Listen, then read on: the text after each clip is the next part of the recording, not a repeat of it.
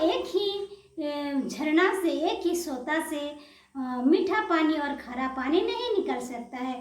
जिस तरह से अंजीर का पेड़ से जैतून और लता नहीं फल सकता है, उसी तरह से प्रियो जहाँ से मीठा पानी निकलता है वहाँ से खरा नहीं निकल सकता, और जहाँ से खरा पानी निकलता है वहाँ से मीठा पानी बिल्कुल नहीं निकल सकता है। सभी को जय मसीह की। प्रियो, आज हम लोग देखेंगे जीभ को वश में करना। हे मेरे भाइयों, तुम में से बहुत उपदेशक न बने, क्योंकि जानते हो कि हम उपदेशक और भी दोषी ठहरेंगे। क्या कह रहे एक में कि हे भाइयों कि तुम क्या हो, उपदेशक बहुत कोई मत बनो, क्योंकि उपदेशक जो है वो दोषी ठहरेंगे, दोषी ठहराए जाएंगे कर, इसीलिए कि सब बहुत बार चूक जाते हैं। जो कोई वचन में नहीं चूकता वही तो सिद्ध मनुष्य है, और सारी देह पर भी लगाम लग सकता है।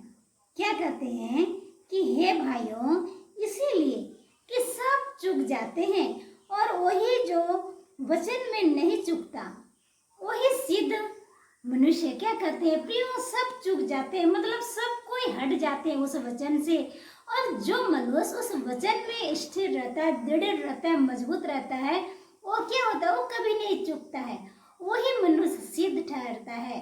कहते इसी के कारण क्या है, हम दोषी ठहरे जाते हैं मनुष्य, और सारी देह पर भी लगाम लग सकता है। क्या कहते हैं, हमारे जो शरीर पर है उसमें भी लगाम लग सकता है। जब हम अपने वश में करने के लिए घोड़ों के मुंह में लगाम लगाते हैं तो हम उनकी सारी देह को भी घुमा सकते हैं। क्या कहते हैं, जिस तरह से घोड़े का मुंह में जो लगाम लगाते हैं और घोड़े को अपने वश में करते हैं, और घोड़ा को हम जिधर करेंगे उधर हो जाता है, उसी तरह हमें अपना मुंह को भी क्या करना है, लगाम लगाना है। कहते हैं देखो, जहाज भी यद्यपि ऐसे बड़े होते हैं और प्रचंड वायु से चलाए जाते हैं, तो भी एक छोटी सी पतवार के द्वारा माझे की इच्छा के अनुसार घुमाए जाते हैं।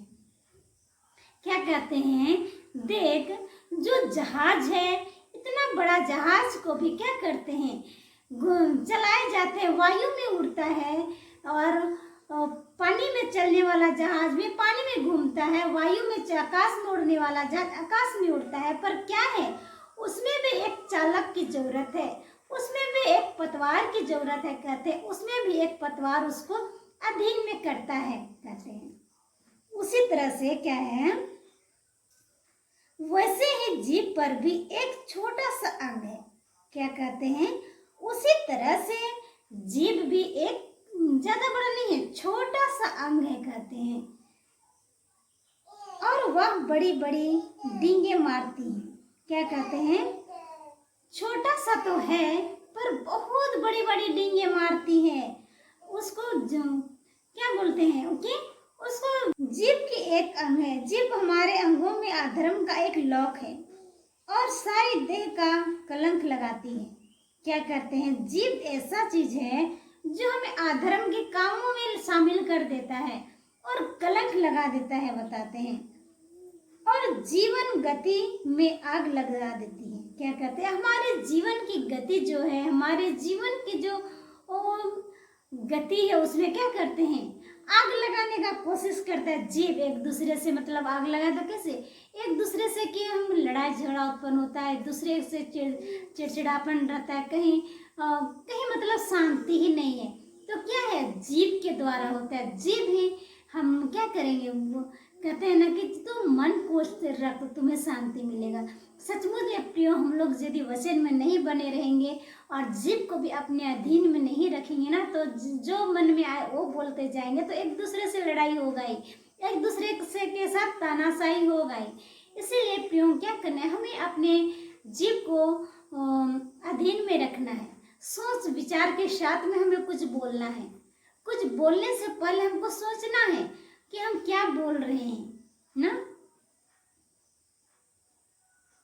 और और जीवन गति आग लगा देती है और नरक कुंड की आग से जलती रहती है। क्या करती है कि जीवन की गति को जो नरक की कुंडों तक पहुंचा देती है। कौन पहुंचा देती है? ये छोटी सी जीभ ना, क्योंकि हर प्रकार की वन पशु और रेंगने वाले जंतु जलचर तो मनुष्य जाति के वंश में हो सकती है और वह भी हो गए, और जीव को मनुष्य से भी कोई वंश में नहीं कर सकता।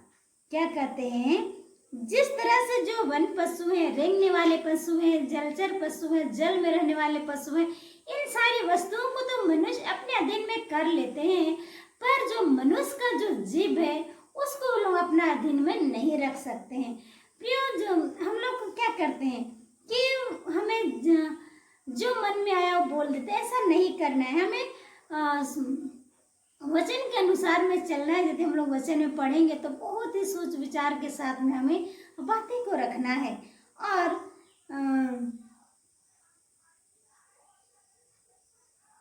मनुष्य जाति के वंश में हो सकते हैं और हो भी गए, पर जीव को मनुष्य से कोई वंश नहीं कर सकता। वह एक ऐसी बल है जो कभी रुकती नहीं।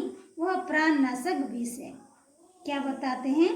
प्राणनाशक विष से और प्राणनाशक विष से भरी हुई है।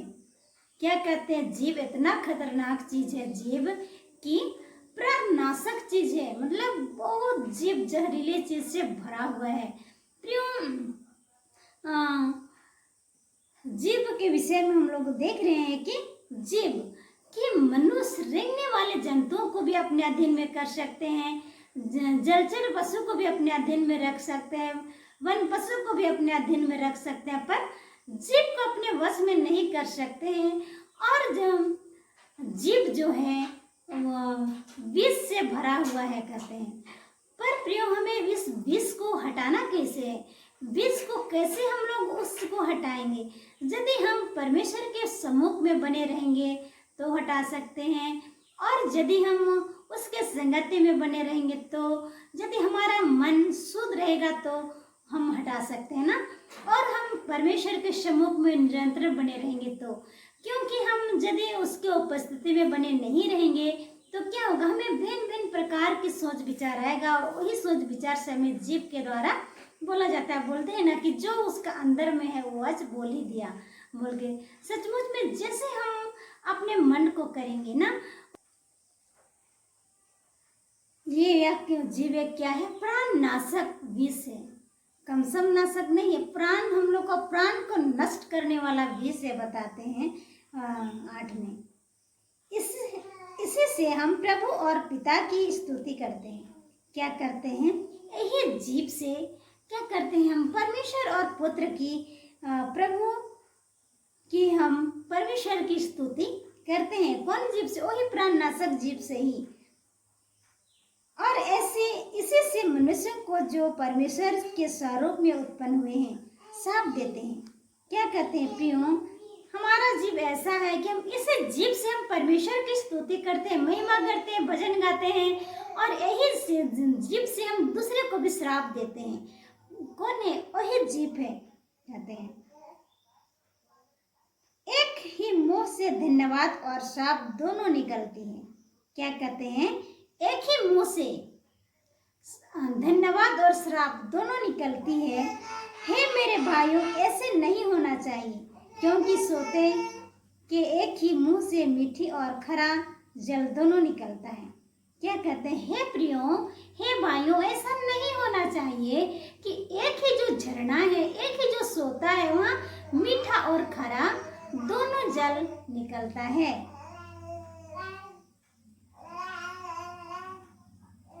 हे मेरे भाइयों, क्या अंजीर का पेड़ से जैतून या दाख की लता में अंजीर लग सकते हैं? उसे खरे सोते से मीठा पानी नहीं निकल सकता। क्या कहते हैं 12 में कि हे भाई, हे भाइयों, क्या अंजीर का पेड़ से कोई अन्य फल निकल सकता है? कहते हैं क्या वहाँ जैतून का और लता देने वाले कुछ फल निकल सकते हैं? नहीं ना। उसी तरह से हमारे का पेड़, अमरूद का पेड़ से जैतून नहीं निकल सकता, दाख नहीं निकल सकता है। वैसे ही प्रियो, खरा खरा सोता से मीठा पानी नहीं निकल सकता है, बताती है वचन। और प्रियो, इस छोटी सी जीव के वश के में करने का विषय में वचन हम लोग देखें याकूब के में से। और इस छोटी सी वचन आप सबों के जीवन में बहुत ढेर सारी आशीष को मिले। और आप सबों को बहुत बहुत धन्यवाद।